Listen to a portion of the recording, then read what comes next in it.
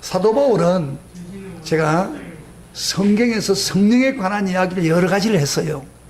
특별히 제가 이야기했죠. 성령의 9가지 열매 이야기했죠. 그 다음에 성령의 은사, 예, 그를 많이 이야기했습니다.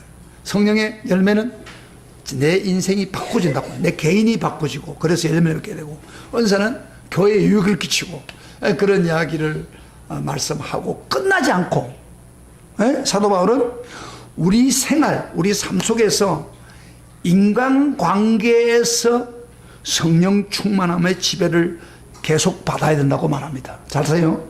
우리 성령이 역사를 해가지고 충만함으로 끝나는 게 아니고, 우리가 은혜 받고 기뻐하는 게 아니라 우리 삶 속에, 삶 속 깊이 들어가서 사람 관계, 인간관계를 하는 데까지 성령의 지배를 받기를 원하는 것입니다. 할렐루야. 이게 오늘 성경의 이야기입니다. 저번 주일날 제가 이 악한 세상을 어떻게 우리 성도가 죄짓지 않고 지혜롭게 살까요? 말씀했죠? 예, 기억나십니까? 지혜로운 삶은 어떤 삶이라고 했죠? 하나님의 뜻을 행하는 삶이요. 하나님의 뜻은 구체적으로 어떤 거예요? 오직 성령 충만 받으라. 이게 하나님의 뜻입니다. 이 지혜로운 삶이에요. 그 성령 충만이라는 게 뭐라 했죠? 한 번만 받지 말고 계속해서 성령의 지배를 받으라. 성령 충만해서 계속해서 성령의 지배를 받으라. 그런 이야기입니다. 말씀드렸죠? 그런데 그러면 계속해서 성령의 지속적으로 유지하는 방법이 뭐라겠어요? 두 가지를 제가 해서, 하나는 뭐예요? 찬양, 하나는 또요 감사. 찬양을 하면은 막 성령이 충만해요. 저도 이번 교육자 수련회 가가지고 저 필리핀 갔는데, 거기 해안을 다니면서 아침에 일어나가지고 찬양을 했습니다. 기도하고 찬양.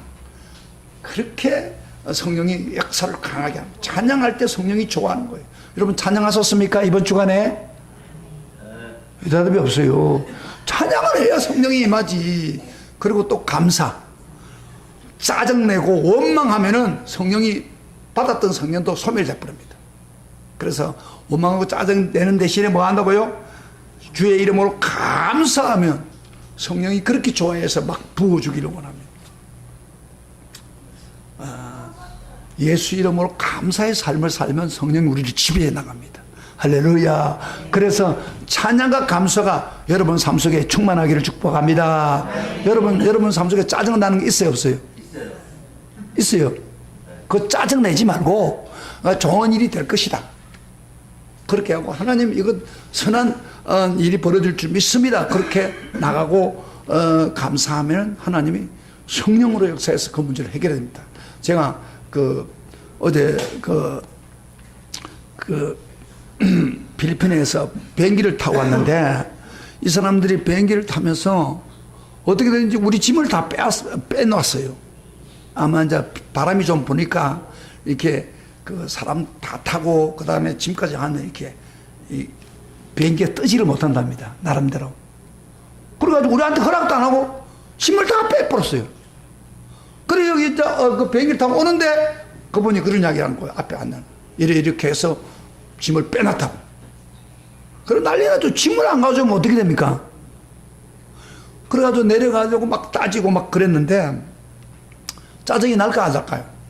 아니 여행에 갔던 그 짐이 거기 뭐 또 이렇게 선물도 있고 뭐 다 있는데 거기 그 안에 들어있는 거예요. 이거 얼마나 불편한지 몰라요. 근데 그걸 제가 짜증을 자꾸 내고 했으면 어떻게 돼요? 받은 은혜가 쏟아집니다. 그러나 합력해서 선을 이룰 줄 믿습니다. 저는 그때 벌써 기도를 해서, 하나님 이것 통해서 하나님께서 선을 이루어 주실 줄 믿습니다. 그래도 오늘 아침 문자가 오기를 짐 빨리 갖다 놓을 테니까 어디다 놓을 거야 문자가 왔어요. 근데 여러분들 무슨 일이든지 짜증되고 또는 막 신경질 나는 게 있어요. 그런데 그때 감사로 바꾸세요. 할렐루야. 그러면 자 들어보세요. 설교를 들으러 왔으면 빨리 설교를 자주, 성령이 내 속에 있는 성령이 기뻐하고 좋아해서 더 풍성하게 채워주는 거예요. 할렐루야. 아멘. 이게 성령 충만의 지배를 받는 삶이에요. 오직 성령의 충만을 받으라. 그 말은 계속해서 성령의 지배를 받으라. 계속해서 성령의 지배를 받으라. 그래서 오늘 제목은요, 성령 충만함을 유지하고 행복을 누리려면, 그런 제목으로 말씀을 드렸는데, 오늘 세 번째 에베소서를 통해서 사도 바울이 두 가지 찬양과 감사만 하지 않고 세 번째로 성령 충만을 계속 유지하는 길을 말씀하고 있습니다. 그런데 그게 방법이 뭐냐면, 우리가 살아갈 때 인간관계를 하면서 가장 가까운 사람과 바른 인간관계를 해야 성령을 소변하지 않고 계속해서 성령에 충만해서 성령의 지배를 받을 수 있다고 그렇게 말하는 겁니다. 그러면서 사도 바울이요, 이 말을 21절부터 계속 이어나가서 5장 전체에 나가고 그 다음에 6장까지 나가는 거예요. 그래서 오늘 그 부분을 제가 좀 더 자세하게 말씀을 하려고 합니다. 그러면 어떻게 사람관계, 인간관계를 해야 성령 하나님이 좋아하고 성령을 계속해서 충만하게 해주십니까? 바로 21절의 핵심 구조 딱 말씀하고 있습니다. 21절 다시 한번 봐봐요. 요즘 소리를 내어서 끼고 이거 하나만 머리에 에워도 좋습니다. 오늘 이 원리를 가지고 살면 됩니다. 다 같이 시작. 그리스도를 굉해함으로 피차 복종하라. 한번 이거는 외우기 쉽겠죠? 그리스도를 뭐요? 굉해함으로 피차 복종하라. 자, 이쪽에 보세요. 이쪽에만 시작. 그리스도를 굉해함으로 피차 복종하라. 이쪽에만 시작. 그리스도를 굉해함으로 피차 복종. 제일 뒤에 있는 사람들, 저쪽 방에 있는 사람들 시작. 크게 해봐요. 그리스도를 굉해함으로 피차 복종하라. 피차 복종하라. 여기에 완전히 우리가 이 세상을 대인관계를 잘할 수 있는 원리를 가르치고 있는 거예요. 여러분, 그러면 여기서 그리스도를 굉해함으로 피차 복종하라 말 무슨 말입니까? 우리 삶 속에 누굴 중심으로 살아는 거예요? 그리스도를 의식하고 그리스도 중심으로 살아는 겁니다. 그래서 부활하신 주님이 눈에 보이지 않지만 그분이 나를 보고 있다, 그런 인식을 가지고, 그래서 하나님을 대하는 마음으로 굉해하는 마음을 가지고 누가 보든 안 보든 사람 관계를, 가까운 사람의 인간관계를 바로 하라는 거예요. 자, 잘 보세요. 여러분, 교회에 오면은 하나님이 계신 것이 조금 느껴집니까? 인식됩니까? 인식돼야 안 돼요? 근데 교회 와서도 인식 안 되는 사람이 있어요. 누굴까요? 애들이에요. 애들 모르니까 꽉 찌르고 그러단 말이야. 그러나 설교를 듣는 사람들은, 제대로 말씀을 듣는 사람은 이 자리에 하나님 계시구나 의식 안 돼. 그러니까 함부로 안 하는 거예요. 그렇죠? 그런데 우리가 교회에서는 그렇게 하는데 교회를 떠나고 나면은 뭐예요? 우리 삶이 하나님 의식 안 하는 거예요. 그래 안 그래요? 그래, 하나님 의식 안 하는 거예요. 그런데 성경이 말하길 그리스도를 굉해함으로 두르고 떨림으로 악는지 그리스도 계시니까 그리스도 앞에서 사는 것처럼 인식하고 뭐예요? 바로 서로 복종하라, 그런 이야기예요. 여러분요, 우리가 가장 가까운 사람과 인간관계를 하는 게 어려워요, 쉬워요? 바로 하는 거예요. 사실은요, 안 보는 처음 사람과 관계하는 거하고 오래 계속 사는 사람하고 인간관계를 잘하는 게 어떤 게 더 어려워요? 바로 올바른 관계. 가까이 사람들끼리가 이 대인관계가 잘 안 되는 경우가 많아요. 예를 들어서 한 번 보고 처음 보는 사람한테는 좀 친절하면 돼요. 에? 그럼 인간관계 잘 될 수 있어요. 그러나 가장 가까운 사람들과 관계는 왜 문제가 생깁니까? 왜 안 됩니까? 자기의 약점, 단점이 다 노출되어 있단 말이에요. 장가 가기 전에는, 시집 가기 전에는 좋은 것만 보이죠. 그런데 막 살다 보면 뭐예요? 단점이 다 보인단 말이에요. 그거 보고 용납이 됩니까? 막 지적하고 서로 상처 주고. 그래서요, 친한 사람끼리 더 상처를 입습니다. 이게 문제예요, 사실. 근데 성경은 말하기를 행복하고 성령 지배를 받으려 하면은 가장 가까이 있는 사람들의 관계를 잘해야 된다. 성경적으로. 그러면 성령을 더 부어줘서 행복하게 살게 한다. 그 이야기예요. 오늘 본문에 그래요. 그래서 오늘 보면에 세 가지 관계를 이야기하고 있습니다. 에? 세 가지 관계 어떤 거예요? 우리가 5장 아까 22절부터 23절까지 전체가 뭐요? 부부관계. 부부관계. 그 다음에 6장 1절부터 3절까지는 뭐요? 바로 그러니까 부모와 자식 관계. 그 다음에 이제 조금 넘어가서 4절부터 6장 4절부터 6장 5절부터 우리가 아까 읽었던 9절까지는 뭐요? 상사관계. 그 회사 가면은 상사가 있고 부하가 있잖아요. 그런 관계를 어떻게 좋아해야 되냐. 사실요, 여러분 잘 보세요. 부부 관계하고 가장 가까운, 그 다음에 부모 관계, 자랄 때 부모 관계하고 뭐 자고 난 뒤에도, 그 다음에 직장에서 상사 관계, 이것만큼 우리에게 많은 그 관계를 가지는 게 없어요. 아마 90% 이상이 그런 관계를 가지고 사는 거예요. 저 같은 경우는 저는 결혼한 지 40년 넘어서니까 사실 저 부부 관계가 더 오래 갔죠. 우리 부모님한테는 한 29살 때 결혼하니까 그때까지 관계밖에 못한 거예요. 그러니까 어떤 부부가 더 많은 시간을 갖습니다. 관계를 하는데. 그리고 부모 관계. 그 다음에 직장 생활. 저는 뭐 교인이 여러분 관계지만은 직장에 다니면 상사가 있고 부하가 있고. 그래서 결국에는 이런 가까운 관계죠. 가까운 관계가 90%를 차지합니다. 그렇기 때문에 이 90% 가까운 관계를 잘하느냐 못하느냐에 따라서 인생이 불행할 수 있고 행복할 수 있단 말이에요. 잘 듣세요. 오늘 성경 말씀 그걸 어떻게 바른 관계를 가져야 행복하고 성령 충만하는 걸 가르치는 거예요. 지금. 그러니까 바울은 성령 충만 받고 뭐 방언하고 예언하고 뭐 그것을 끝나는 게 아니에요. 잘 보세요. 여러분 구석에 여러분 아무도 보지 않는 곳에서 부부끼리 또는 부자 관계에서 일어나는 갈등까지 성령으로 지배받기를 원하는 거예요. 그래서 우리 기독교가 바로요 성경대로 살면은 깨끗하게 살 수밖에 없어요.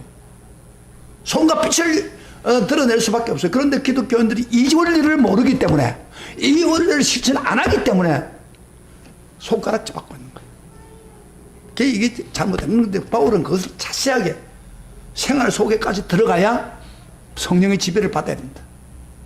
그래야 행복한 성도가 된다. 그걸 지금 이야기하고 있어요.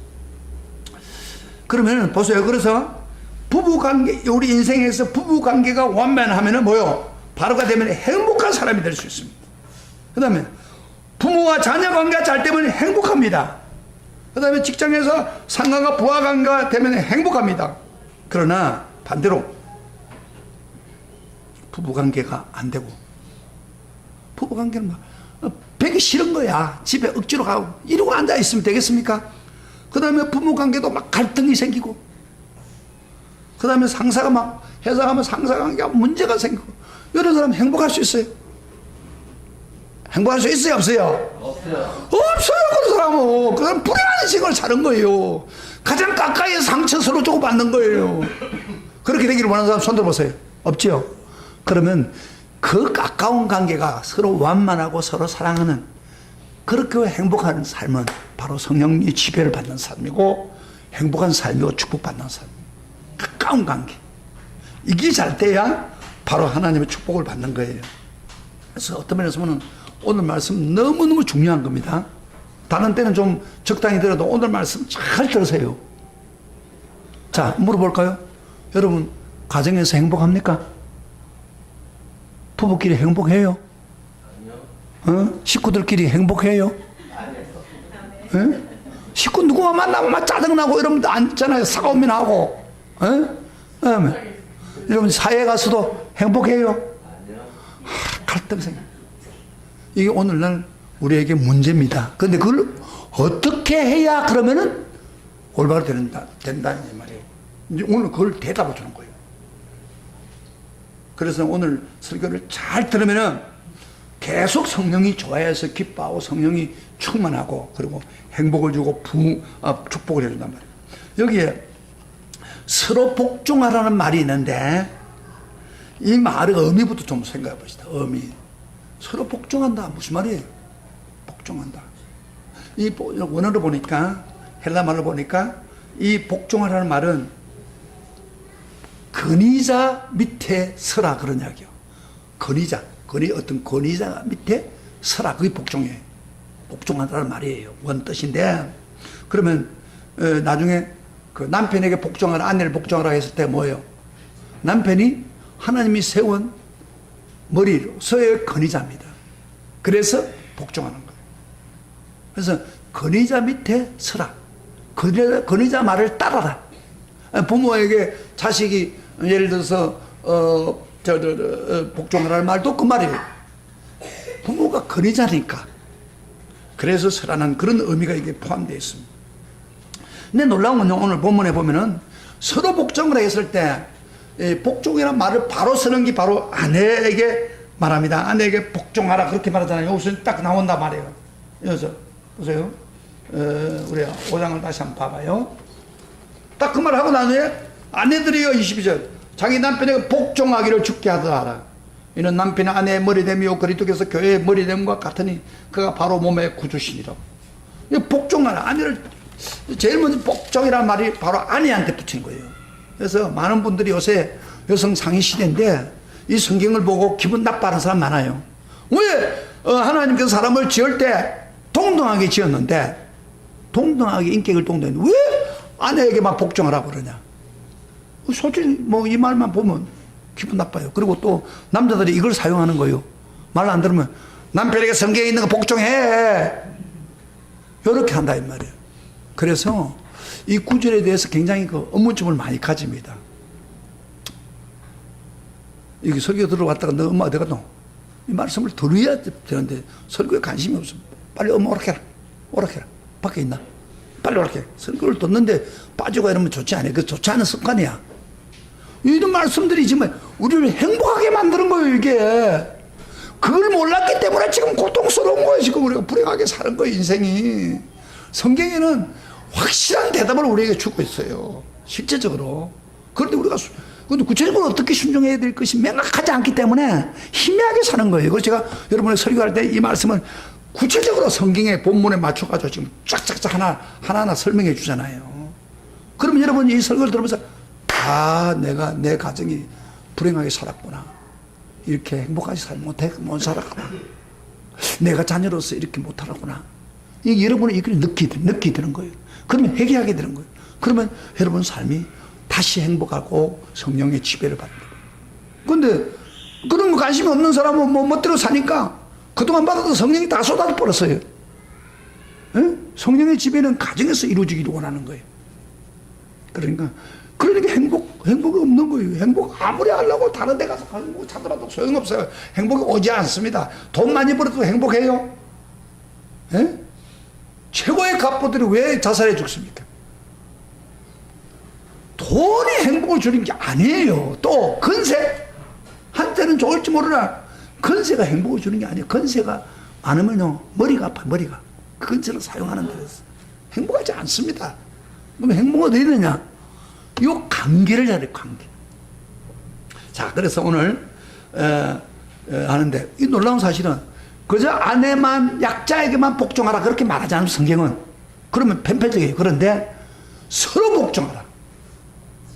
따랐다. 서로 복종하라. 아내들이나 애들도 복종해야 되지만 뭐요? 남편도 복종해라 그러냐. 에? 아버지도 복종해라 자식들한테. 그럼 그 복종이라는 행태가 좀 다른 것 뿐이에요. 자 보세요. 그 아내는 그저 남편에게 그 권위에 서려는 뿐이지만은 남편은 그 대신 뭐요? 사랑으로 바꾸는 거예요. 복종이 서로 복종하는 게 사랑으로 해야 된다. 그런 이야기예요. 그거를 이야기하고 있습니다. 그래서 성령을 지배를 받는다는 게 이렇게 중요합니다. 자, 그럼 우선 부부관계부터 이야기합시다. 제일 중요한 거니까 부부관계. 물론 여기 부부가 안 계시는 분도 있지만은 그건 상관없어요. 일단 원리를 알고 가르칠 필요가 있고 자식들에게 가르치고 며느리들에게 가르치고 뭐 그렇게 할 수 있는 거예요. 이게 이 원리대로 우리 다 같이 한번 봅시다. 22절부터 33절까지 소리를 내어서 읽어보면서 뭘 발견하냐면은 서로 좋은 관계, 아내가 남편에게 좋은 관계 다 하려면 어떻게 해야 되고, 그 다음에 남편이 아내에게 어떻게 해야 좋은 관계를 가지는가, 비밀을 이야기하고 있습니다. 우리 소리를 내서 크게 한번 같이 읽어봅시다. 시작. 아내들이여 자기 남편에게 복종하기를 죽게 하더라. 이는 남편이 아내의 머리됨이 그리스도께서 교회의 머리된 것 같음이니 그가 바로 몸의 구주시니라. 그러므로 교회가 그리스도에게 하듯 아내들도 범사에 자기 남편에게 복종할지니라. 남편들아 아내 사랑하기를 그리스도께서 교회를 사랑하시고 그 교회를 위해서 자신을 주심같이 하라.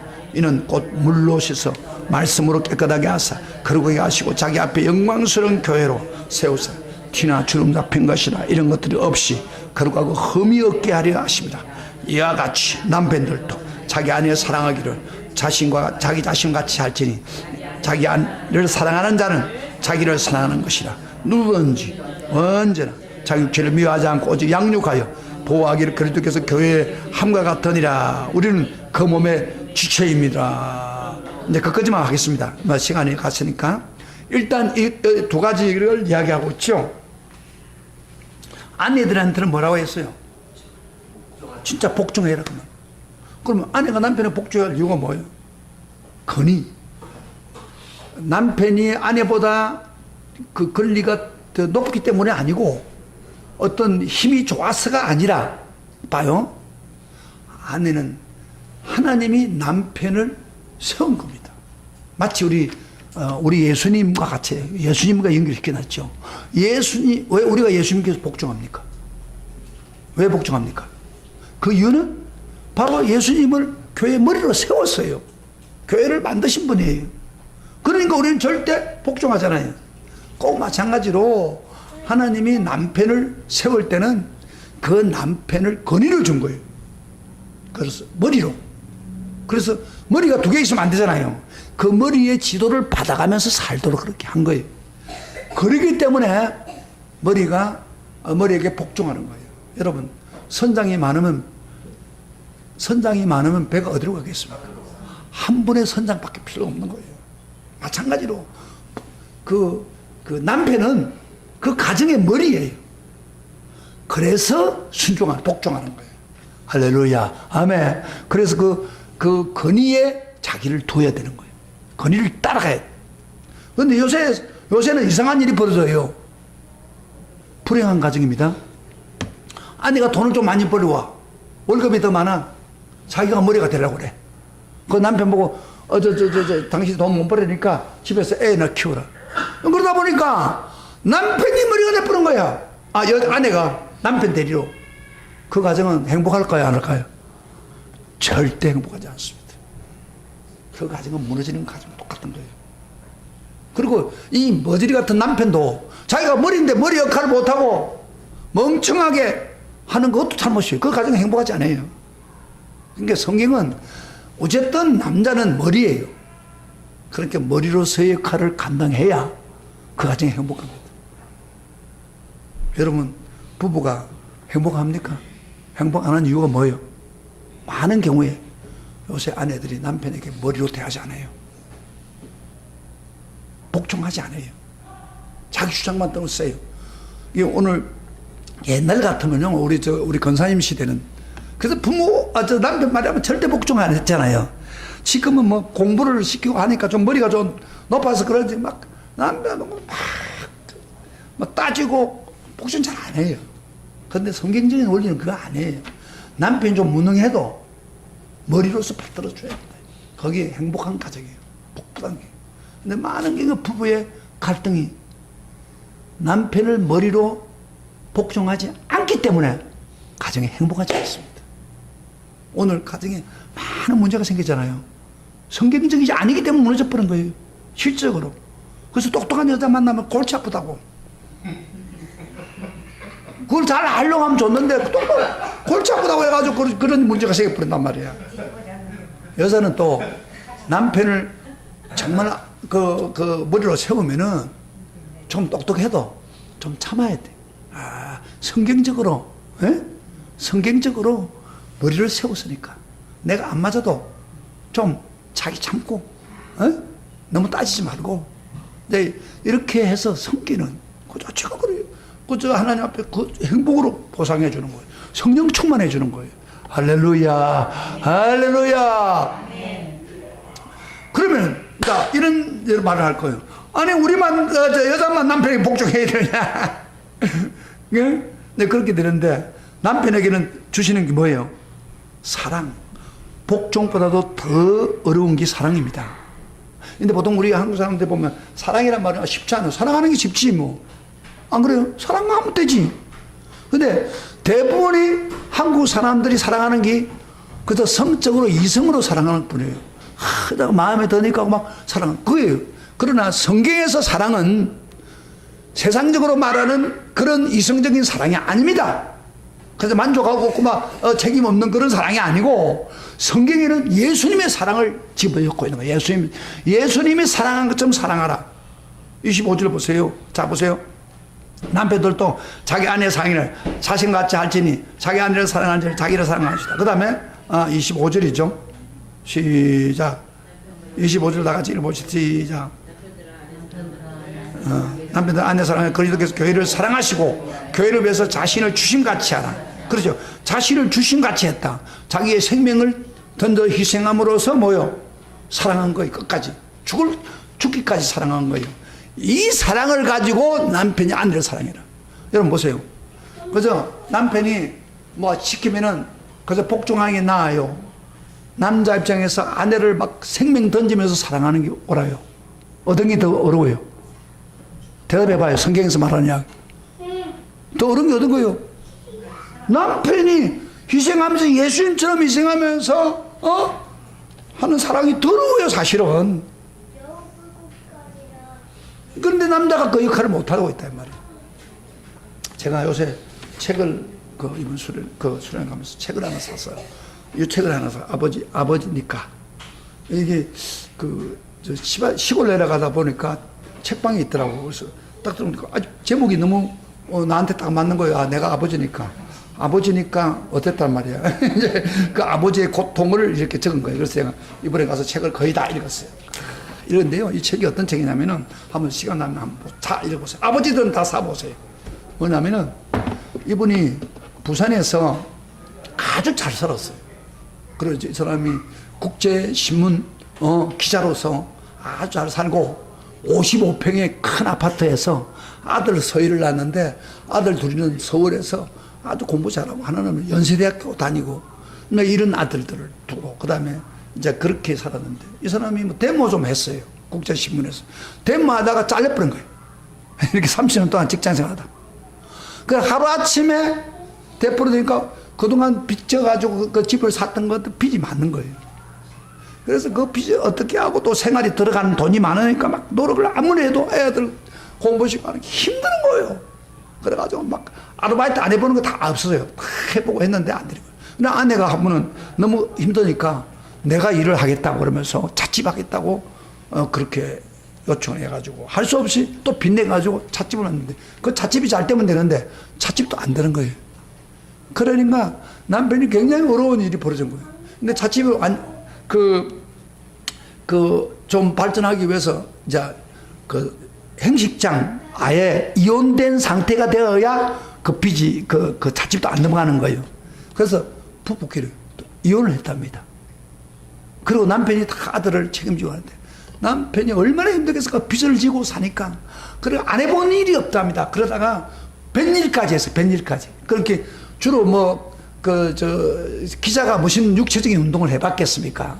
빼서, 말을, 60이 거의 다 된 사람이 눈치 보고 몸을 막 다쳐가면서 뱃일. 그런 것들을 하나 기록을 했고, 그게 자기 아버지니까, 캔들.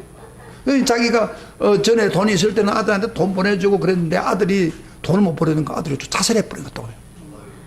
그런 불행을 당하면서 안타까워하고 있는 그런 내용들. 그 다음에 또 요새 이 도로에서 도로 닦는 요것도 하지도 잘 못하는 사람 그것도 해가면서 그러니까 아버지니까 할 수 없이 빚을 갚아야 되잖아요. 그 삶을 이렇게 아주 안타깝고 집도 다 날라버리고 좀 그런 사람이에요. 얼마나 불행하겠습니까? 아버지니까. 그래서 나머지 있는 두 아들을 위해서 책임지고 살아야 되니까. 가슴이 찡해지더라고. 이건 나도 아버지니까 이런 일이 벌어질 수 있겠구나. 사랑하고 아내를 사랑하고 자식을 사랑하는 게 쉽지 않아요. 예수님처럼 희생해서 모든 걸 다 던질 수도 있어요. 그래서 사랑하지 않으면 아내 보고 너 복종해라 그 말 하지 마세요. 정말로 그런 사랑으로 사랑해야 됩니다. 그래서 우리 아빠들이 요새 고생 많이 하고 있는 거예요. 그래서 우리 가정에 행복을 이루려면은 정말 아내는 남편 머리로서 복종하고, 그리고 그 다음에 남편은 아내를 이렇게 사랑하면은 이 행복한 가정을 이룰 수 있다. 이 문제가 안 생깁니다. 이 두 가지가 조화가 되면은 절대 문제가 안 생깁니다. 이게 남편의 머리로서 복종 안 하니까 문제가 생기고, 그 다음에 남편은 사랑으로 진실로 예수님의 사랑을 가지고 행하지 않기 때문에 가정에 문제가 생겨요. 그러면 가정에 문제가 생기면 뭡니까? 바로 불행이 오고 성령이 충만하지 않고 다 쏟아버리고, 성령 아무리 받아도 가정에서 문제 있고 나면 그 다음에 싹 쏟아버리는 겁니다. 그렇게 안 되기를 주의 이름으로 축복합니다. 그래서 성령의 지배를 받고 행복한 가정을 이루시기를 축복합니다. 그래서 우리 기도는 주여 행복하기 위해서 나라도 해상하고 나라도 복종하는 사람 살게 하십시오. 내가 사랑하고 내가 몸이 빠소리 나도 내 가정을 위해서 남편이니까 남편이니까 살게 해주십시오. 이렇게 하면은 가정에 놀라운 행복이 이어집니다. 할렐루야. 아멘. 아멘. 그 다음에 이제 우리 관계가 부부만 있는 게 아니잖아요. 부모와 자식 관계가 있단 말이에요. 그 관계를 어떻게 성경이 말하고 있는지 한번 봅시다. 6장입니다. 6장 다 같이 시작. 6장 1절부터 4절까지 보겠습니다. 다 같이 시작. 자녀들아 주 안에서 너희 부모에게 순종하라. 이것이 옳으니라. 내 아버지와 어머니를 공경하라.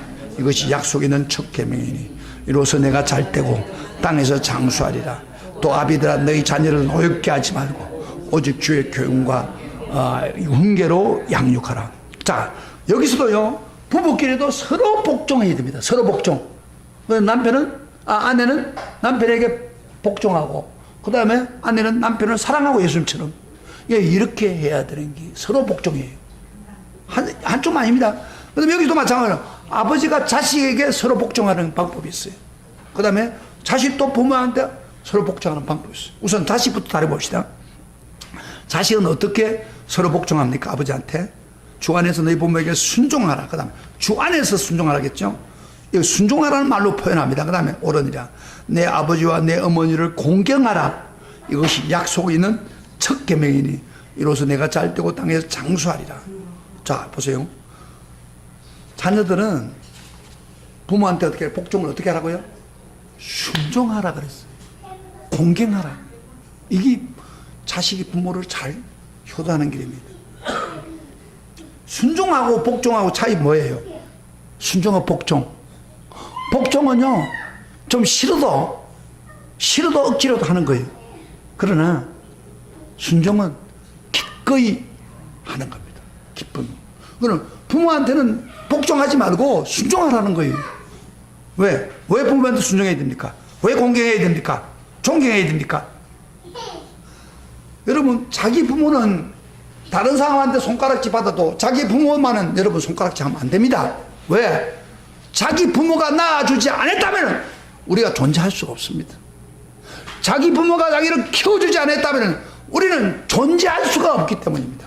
다른 사람들이 부모를 손가락질하고 그래도 여러분 낳은 부모한테는 우리는 절대로 순종하고 기꺼이 순종하고, 그리고 아까 이야기한 것처럼 정말 존경해야 됩니다. 왜? 나를 낳았고 나를 키워. 여러분, 부모 없이 존재하는 사람 있습니까? 있습니까? 없습니까? 한 사람도 없습니다. 그러니까 부모한테 달라들고 손정도 안 하고 부모한테 가슴을 쇠못을 받는 사람 많아요. 그럼 행복하지 않습니다. 여러분, 부모하고 싸우고 다투고 행복할 수 있어요? 행복할 수 없습니다. 그 사람한테 성령을 아무리 줘도 다 빼앗아 버립니다. 그러니까 부모는 어떤 방법이라도 우리가 순종해야 되고 존경해야 돼요. 할렐루야. 나이가 들면 들수록 마찬가지예요. 나이가 든다고 부모를 무시하는 사람 절대 행복하지 않을 바에 성령을 충만히 안 줍니다. 그 사람 성령 줬다고도 빼앗아 가는 거예요. 그래서 부모한테 잘해.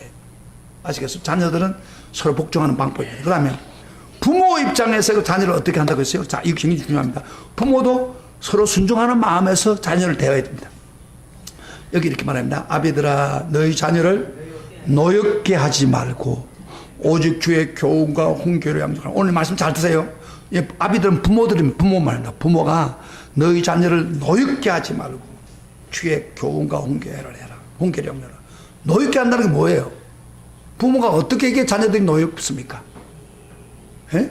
잘 봐요. 자녀들 입장에서 한번 봐요.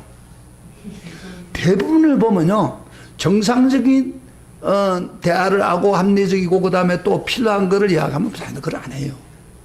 그런데 뭐가 문제냐면은 노엽게 하는 이유가 뭐냐면은 부모가 기분이 좀 틀렸다고 감성적으로 대하는 거예요. 감정적으로 뭐가 좀 화가 나면 막 자식에게 분풀이 하면 그러면 절대 안 됩니다. 그거는 자식을 화나게 만듭니다. 그리고 어떤 부모들은 그래요. 자식을 키우는데 자기가 평소 때 공부 못했다고 해가지고 자기 분풀이로 자기 옛날에 하지 못하는 것을 갚기 위해서 뭐 대학도 안 다녔으면 대학 꼭 가게 만든다든지 또는 일로 대학을 보고 이 다 보면요, 자기가 안 했기 때문에 자기 대리로 자식들을 만족시키려고, 자식들을 가지고 만족시키려고 하는 거예요. 그러니까 이런 방법을 하면 안 돼요. 자식을 그 인격을 존중해가지고, 자, 설교 들어요. 야, 설교를 듣고 이야기하라니까 판단하라. 자기 어떤 주관, 자기 분풀이, 자기 감정, 자기 어떤 대리만족으로 하면은 자녀들은 싫어합니다. 화가 납니다. 그게. 그렇게 하셔야 안 된다, 이 말이에요. 그러면 어떻게 했냐? 올려버렸어. 잘 보세요. 자녀를 구체적으로 해야 되겠어요. 그러면 교육하지 말라는 말이냐? 이거 보죠. 오직 주의 교훈과 훈계를 양육하라. 따라합시다. 오직 주의 교훈과 훈계로 양육하라. 이게 무슨 이야기입니까? 부모가 해야 될 의무입니다, 이게. 부모가 하나님께 서로 복종하는 의무입니다. 주의 교훈이 뭐예요? 하나님 말씀이에요. 하나님 말씀에 교육을 시켜서 하나님 잘 믿는 사람으로 만들어라, 그 이야기. 그것도 나이가 들면 안 되니까 어렸을 때부터 자녀 교육을 특별히 하라. 다른 거 하라고 하지 않았어요. 오직 주의 교훈으로. 그래서 그 사람이 하나님을 잘 섬기고 하나님을 잘 믿는 사람을 만들어라. 이거예요, 지금. 그리고 여기 뭐라고 했어요? 교훈과 훈계란 말을 했는데, 훈계란 게 뭐냐면은, 자, 들어보세요. 훈계라는 것은 바로 가르쳤는데 애기가 말씀대로 가는데 안 산다, 이 말이야. 그럴 때는 뭐예요? 매를 들으라. 매를 들어서라도 그 애를 고치라고 합니다. 책임있게. 그러니까 부모는요, 자식들에게 매를 들었는데 기분 나쁘다고 매도 그러면 안 돼요. 자기 감정 풀이해서 매를 들면 안 돼요.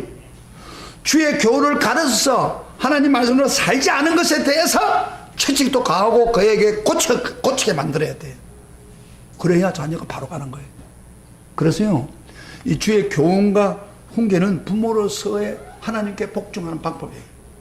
그러니까 부모로서 그렇게 잘하고 나면요, 그 자녀가 훌륭한 자녀가 될 수 있습니다. 여러분, 자녀에게 재산 아무리 남겨봤자 그거 나중에 오히려 방탕합니다. 그러나 자식에게 가장 중요한 뉴스는 하나는 하나님을 남기세요. 할렐루야. 하나님의 축복을 받게 만들어주세요. 하나님만 잘 믿으면 하나님 그 인생을 축복해 주니까 그만큼 더 중요한 거예요. 그러려면 어렸을 때부터 주의 교훈과 흉계를 가지고 양육해라 말이에요.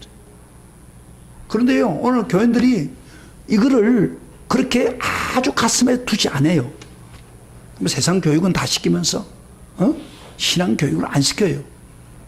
그러다 보니까 나중에는요, 공부 다 시켰는데도 불구하고 타락한 길을 따기로 갈 수 있어요. 그래서 주의 교육, 하나님을 만나게 해주라고 말해요. 하나님을 만나게 해줘. 제가 이번에 우리 사모들하고 목사들하고 같이 가서 여러 가지 이야기를 하면 자식 문제, 다들 자식 개론해가지고 막 그런데 그 사모들 이야기 들어보니까 대부분이 특징 하나가, 공통점 하나가 다 자녀들이 잘 되는 거예요. 자녀들이 다 잘 된다는 거예요. 뭐 자기 목회는 좀 힘들어도 그 이유가 뭐예요? 그 부모들이 자녀를 잘 믿음으로 잘 키우고 그렇게 하다 보니까 자녀들이 그렇게 살다 보니까 복을 받는 거예요. 다들. 아멘. 그러니까 이거는 부모한테 주어진 책임입니다. 이것 행하지 않으면 그는 하나님의 뜻을 어기고 있는 거예요. 여러분, 자녀를 잘못 키워놔놓으면요, 평생 눈물 흘리면서 고통하는 사람들을 많이 봤습니다. 이 자녀라는 게 없어지지 않아요. 아니 너 없애버리겠다, 너 없다, 그렇게 되는 게 아니에요. 자녀는 죽을 때까지 자녀입니다. 할렐루야. 근데 이놈이 바로 가면은 해서 막그 도도를 만들고 막 부모 잘 섬기고 막 훌륭하게 되고 하면 부모가 항상 자녀들 자랑하게 돼요. 그러나 자녀 잘 못 키워놓으면요 평생 고민하니까 저 원수 그래도 소용없는 거예요. 죽을 때까지 부모 가슴에 못을 박게 하는 거예요. 이게 왜 이유가 뭡니까? 하나님을 제대로 믿는 교훈을 안 시켰으니까 자기에게 책임이 있는 거예요. 그들 땅 길로 갔는데 땅 길로 가는 건 청명해서 깨우쳐 죽어도 해야 되는데 거기까지 안 했다 그 말이에요. 그러니 그 자녀를 어떻게 바로 인도하겠습니까? 그래서 자녀를 여러분 오직 주의 교훈과 책망 훈계로 교육하라. 할렐루야. 그러면 이 가정이 복이 생깁니다. 할렐루야. 부모끼리 만나면 복이 되고 성령 충만하고 효도 잘하고 부모가 자식을 사랑하고 이거 좋은 거 됐어요. 그런데 좀 이상하게도 오늘 한국에는 부자끼리 뭐 칼부림하고 뭐 죽기도 하고 막 그 부모를 죽이고 막 묻어버리고 막 그런 것도 있잖아요. 이 못된 일이 벌어지고 있는 거야 지금. 그것은 우리 교육에 달렸다는 거. 그런데 마지막 하나 더 봅시다. 사회생활 하는데 상사와 부하 관계를 잠깐 말씀하고 마치겠습니다. 우리 6장 4절부터 9절까지 같이 봅시다. 다 같이 기도합 시작. 종들아 두려워하고 떨며 성실한 마음으로 육체의 상전에게 순종하기를 그리스도에게 하듯 하라. 눈가리만 하여 사람을 기쁘게 하는 자처럼 하지 말고 그리스도의 종들처럼 마음으로 하나님 뜻을 행하고 기쁜 마음으로 섬기기를 주께 하라고 사람에게 하다 하지 말라. 이는 각 사람이 무슨 선을 행하든지 종이나 자유인이나 주께로부터 그대로 받은 줄을 알미라. 상전들아 너희도 그들에게 이와 같이 하라. 유업을 끝이라. 이는 그들과 너희의 상전에 하늘에 계시고 그에게 사람을 애모로 취하는 일이 없는 줄 너희가.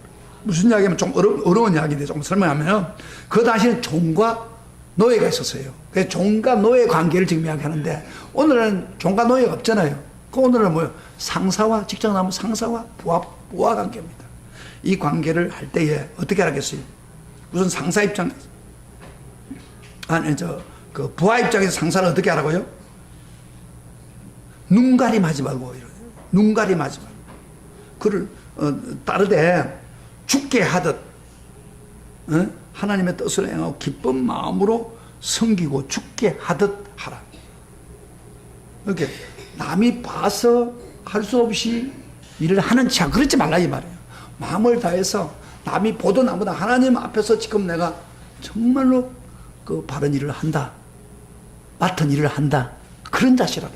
만약에 이 말씀대로 한다면 오늘 기독교인들만 이렇게 해도 그 회사에서 완전히 인정을 받습니다. 근데 어떤 분은요, 회사 가가지고 인정 못 받고 쫓겨나오는 경우가 많아요. 왜? 이렇게 안 했기 때문에.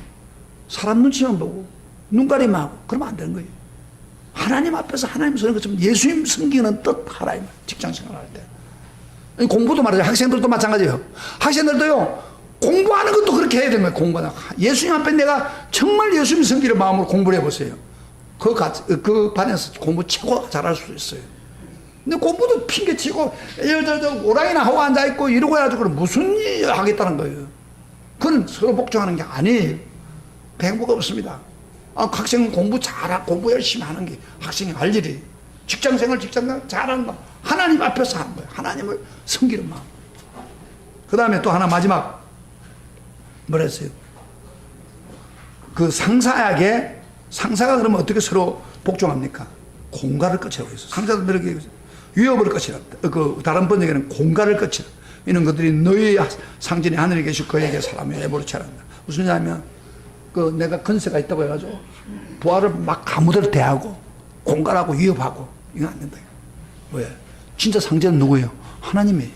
하나님 앞에 서는 사람이 비록 그 사람이 부하라고 해가지고 나보다 능력이 없다고 해가지고 그 사람을 막 하면 안 된다 이 말이에요. 지금 이거 이야기를 하고 있는 거예요. 그래서 우리가 하나님 앞에서 주님을 기쁘시 하면 한다. 자, 오늘 말씀은 정리하겠습니다. 가장 가까운 인간관계, 부부관계, 부모와 자녀관계, 상사 부하 관계에서 서로 복종하며 태도로 하나님을 경외하는 마음으로 복종해야 돼요. 그래서 그리스도를 모델로 삼아야 돼요. 그래서 서로 복종하고 그렇게 살면 성령이 인도를 해주고 행복한 삶을 살 수 있도록 해줍니다. 사랑하는 성도 여러분, 우리에게 나타난 가까운 사람의 인간관계를 다 잘하고 있습니까? 아마 여러분들 다 이런 가까운 인간관계 있습니다. 부모 자녀 관계도 있고 부부도 있고 그 다음에 상사도 다 관계를 하고 있습니다. 이 관계에 문제가 생기면 어떻게 된다고요? 성령이 충만할 수 없습니다. 문제가 생긴다는 것은 내게 문제가 있을 때 내가 아무리 성령 충만해도 그 성령이 소멸돼 버립니다. 그래서 행복이 없습니다. 여러분 부부 관계 가정에 문제가 생기면요 불행이 시작되는 거예요. 하나님이 그 가정을 축복 안 해줍니다.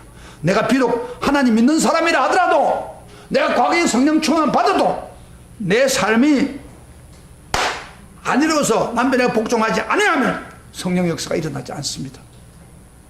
내가 아무리 성령 충만한 남편이라 하더라도 아내를 진짜 사랑하는 마음이 없다면 그 사람은 하나님이 축복하지 않고 행복해 주지 않습니다. 부모 관계도 마찬가지. 그래서 우리가 오늘 이 관계를 잘해서 예수님 중심으로 경외하는 마음으로 서로 복종하는 마음으로 살면은 그 가정은 행복합니다. 할렐루야. 이 두 사람 중에 다 하면 좋는데 두 사람 중에 하나만 해도 괜찮아요. 하나만 해도. 예를 들어서 남편이 아내를 많이 사이 못한데도 아내가 남편에 복종하면 가정이 행복합니다. 그 다음에 아내가 복종 안 해도 남편이 진짜 사랑해주면 행복합니다. 하나만 해도 돼요. 다 양쪽 하는 게 제일 좋고요. 서로 복종하는 게. 그러나 안 되면 하나라도 해야 돼요. 한쪽 쪽에도. 자식이 부모한테 잘해주면 그 부모 행복할 수 있어요. 그런데 하나가 무너져 버리면 아무것도 안 됩니다. 불행이 오고 거기서부터 계속 살만하죠. 여러분요, 사람이 일을 하다가 집으로 돌아오는 기쁨이 있잖아요. 여행을 해보니까 집이 제일 좋아요. 집이 제일 좋다고. 왜? 집에 행복이 있으니까. 집에 기쁨이 있으니까. 그런데 여러분 집에 들어오기가 귀찮고 싫어지면 어떻게 될까요? 집에 들어가기 싫으면 이게 불행한 사람이에요. 그러면 다른 데 쓸데없는 데 가가지고 수지를 맞고 그 다음에 나쁜 짓이나 하고 그런 거예요. 친구만 한다고. 가정이 행복이에요. 행복 덩어리를 우리에게 준 거예요. 할렐루야. 이 가정을 행복하게 이끌기 위해서 서로가 복종하면서 승리하는 나와 여러분이 되시기를 주의 이름으로 축복합니다. 오늘 마저 수지과 할 때 행복이 넘칠 것입니다.